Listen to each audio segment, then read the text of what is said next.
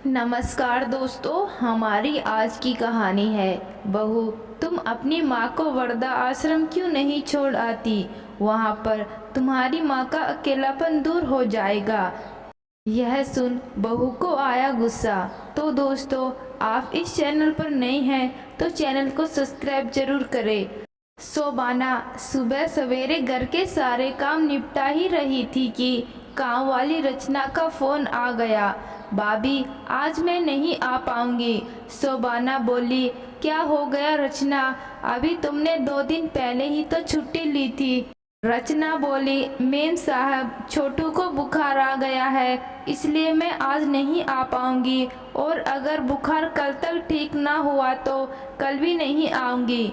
शोभना बोली, कोई बात नहीं रचना, बच्चा पहले संभालो, छोटू ठीक हो जाए उसके बाद ही काम पर आना। शोभना चाय नाश्ता बनाकर पहले झाड़ू पोछा साफ सफाई जूठे बर्तन साफ करने लगी। भाई अगर छुट्टी ले ले तो घर का काम बहुत बढ़ जाता है, और शोभना को फटाफट काम निपटा कर अपने मायके भी तो जाना था। घर के काम निपटाते निपटाते शोभना यही सोच रही थी कि पता नहीं आज मायके जाने मिलेगा या नहीं।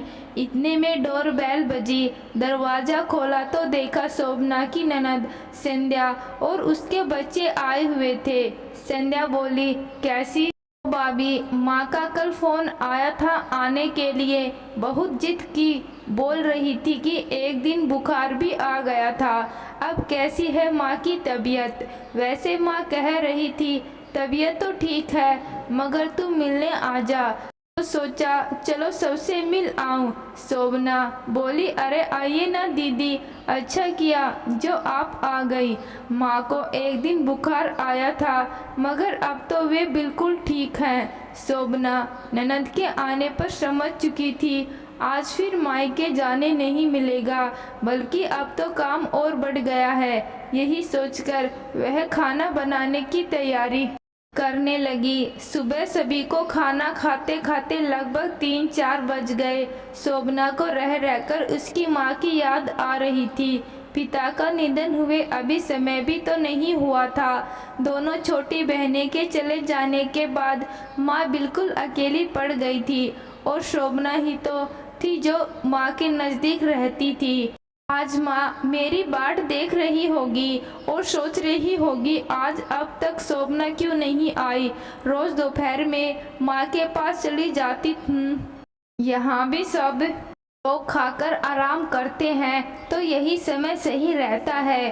फिर 3-4 घंटे माँ के पास बैठती हूँ, जिससे माँ को भी अच्छा महसूस होता है, और शाम होते ही वापस आना होता है। शाम के खाने की तैयारी जो करनी होती है। शोभना ने घड़ी में देखा तो 5 बज चुके थे।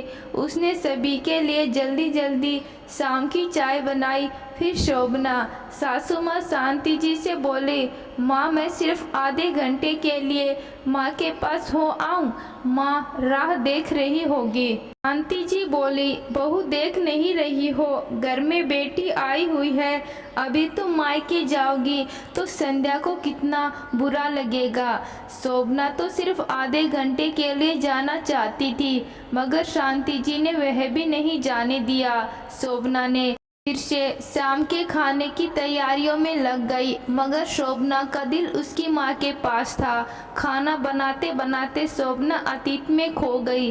पिता मनोहर जी और माँ नैना जी ने कितने प्यार से पाला बेटियों को। पिताजी तो यही कहते, नैना मुझे कभी बेटा न होने का अफसोस न रहा, हमारी बेटियां बेटों से कम नहीं हैं। माता पिता ने तीनों बेटियों को खूब पढ़ाया लिखाया और इतना काबिल बनाया कि तीनों अपने पैरों पर खड़ी रह सके। कभी मजाक मजाक में पिताजी माँ को छेड़ देते, कल के दिन मैं न रहा तो नैना तू फिक्र मत करना, तेरी तीनों बेटियां मिलकर तुझे संभाल लेंगी। फिर माँ चिढ़ जाती, ऐसा अशुभ बातें मुंह से क्यों निकालते हो जी, नहीं होगा आपको। पिताजी कहते, नैना मेरी बेटिया पढ़ी लिखी हैं, अपना भला बुरा अच्छे से जानती हैं। बस भगवान करे तीनों का ससुराल अच्छा मिले ताकि उन्हें अपनी जिंदगी अच्छी तरीके से जीने का मौका मिले। मगर शोभना ने जब शादी के बाद नौकरी की चाह जताई तो शांति जी ने साफ मना कर दिया। अगर घर की बहुएं नौकरी कर जाएंगी तो घर का काम कौन करेगा। पति राजीव ने भी माँ का ही साथ दिया। फिर शोभना घर के कामों में ऐसी उलझी कि घर की ही होकर रह गई। सास शांति जी ने आवाज लगाई, शोभना खाना बना या नहीं। शोभना ने गर्मा गर्म खाना लाकर सभी को परोसा तो देखा कि शांति जी बेटी संध्या को मायके रुकने के लिए बहुत जिद कर रही हैं। शोभना भी ननद संध्या को मायके में रोकना चाहती थी, मगर पिता के आकस्मिक निधन से वैसे भी वह दुखी थी और जानती थी कि अगर दीदी यही रुक गई तो वह रोज थोड़ी देर माँ के पास बैठने जाया करती है, वह नहीं जा पाएगी। शांति जी की आदत से वह भली भांति परिचित थी। 2 दिन पहले हल्का सा बुखार आया था।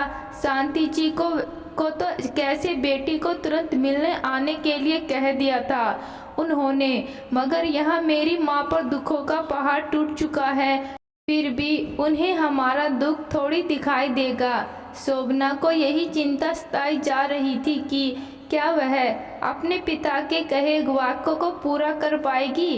पिताजी की बातें याद कर आंखों में आंसू आ गए थे शोभना के, और वह सोच रही थी पिता कहाँ जानते थे कि वे तो अपना फर्ज बेखूबी निभा गए, मगर उनके जाने के बाद उनकी बेटियां यह फर्ज बराबर नहीं निभा पाएंगी। ससुराल वालों की जिम्मेदारी का दायित्व निभाते निभाते ही जिंदगी कहीं ख़त्म न हो जाए, यही सोचकर रात को भी शोभना खूब रोई। सुबह होने तक शोभना की आंखें पूरी तरह से सूज चुकी थी। साफ साफ पता चल रहा था कि शोभना पूरी रात रोई है, मगर सास शांति जी ने ऐसा दिखाया जैसे उन्होंने कुछ देखा ही ना हो। शोभना झटपट रसोई में काम निपटाने लगी। आज भी रचना नहीं आई थी तो घर के कामों का बोझ ज़्यादा था। सारे काम जल्दी जल्दी निपटाने के बाद उसने शांति जी से कहा, फिर मायके जाने के लिए इजाज़त मांगी।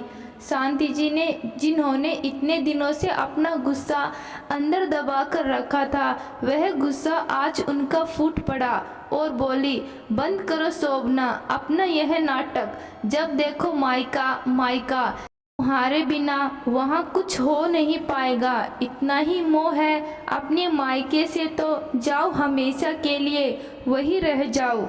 यहाँ वापस आने की कोई जरूरत नहीं। तुम्हारी माँ अब अकेली हो गई है, हम जानते हैं। इसका मतलब यह नहीं कि तुम रोज वहाँ जाओगी। तुम्हारा अपना ससुराल है, पति है, बच्चे हैं, तुम्हें यहाँ रहना ज़्यादा ज़रूरी है। शोभना बोली, मम्मी जी मेरा दिन में एक बार मायके में चक्कर काटना भी तो आपको इतना बुरा लगता है, तो कल के दिन आप तब क्या करेंगी? जब मेरी माँ बिल्कुल बूढ़ी हो जाएंगी तब तो मैं शायद उनको बिल्कुल अकेला ना छोड़ूं। शांति जी यह बात सुनकर और तमतमा गई और बोली, बहू शायद तुम भूल रही हो कि तुम अपनी सास से बात कर रही हो। अपनी जन्म देने वाली माँ पर इतना ही तरस आ रहा है तो हमेशा उन्हीं के पास रहो, समझी। शोभना का मायका और ससुराल दोनों आधा किलोमीटर की दूरी पर ही था, जिस वजह से शोभना कभी एक रात भी अपने मायके रुक नहीं पाती थी। शोभना की शादी को 15 वर्ष बीत चुके थे। जब भी मायके में कुछ कार्यक्रम होता, शोभना बस उतनी ही देर के लिए ही मायके जा पाती। मायके में कभी ना कुछ हाथ बटा पाती और ना ही रुककर दूसरी बहनों जैसे मजे कर पाती। शोभना की छोटी 2 बहनें जिनकी शादी शहर से दूर करवाई गई थी, वे आकर 15-20 दिन रहती और मायके के दुख सुख में बराबर भागीदारी कर पाती। शोभना की सास हर बार यही कहती, तुम्हारा मायका इतने पास है कि तुम दिन का एक चक्कर तो लगा ही सकती हो, फिर वहाँ रुकने की क्या जरूरत है। बस इसी कसमसक में शोभना कभी मायके में एक रात चैन से रुक ना पाई। मायके आए 2-3 घंटे होते ही कि सास शांति जी या पति रोहन का फोन आ जाता। घर कब आओगी, खाना कब बनाओगी, वगैरह वगैरह। शोभना के पापा मनमोहन जी का निधन हुए अभी थोड़े दिन ही हुए थे कि उसकी दोनों बहनों के बच्चे की स्कूल की वजह से दोनों वापस अपने ससुराल जा चुकी थी। माँ नैना देवी का रो रो कर बुरा हाल था। ऐसे में बेटी शोभना थोड़ी देर भी माँ के पास बैठ जाती तो माँ का दुख थोड़ा हल्का हो जाता था। मगर शांति जी उस दिन शोभना से बोली, जाने वाले तो चले गए, इसका मतलब यह नहीं कि तुम बार बार अपने मायके जाकर बैठो। अब अपने घर परिवार पर ध्यान दो। यह सारा दिन माँ माँ क्या लगा कर रखा है। तुम्हारी माँ को भी धीरे धीरे आदत हो जाएगी। अभी थोड़े दिन ही हुए हैं तो रोना आएगा ही। तुम जाकर वहाँ क्या उनका दुख कम कर दोगी। शोभना जानती थी कि ऐसे समय में उसकी माँ को उसकी कितनी ज़रूरत है। ससुराल में सारा काम निपटा कर अगर वह 2 पल अपनी अकेली माँ के पास बैठ जाए तो इसमें क्या गुनाह हो जाएगा। तो दोस्तों, क्या शोभना मायके जा पाएगी या अपनी सास का कहना मान पाएगी, देखते हैं कहानी के अगले भाग में। अगर कहानी अच्छी लगी है, कहानी को कमेंट करके ज़रूर बताएं। धन्यवाद।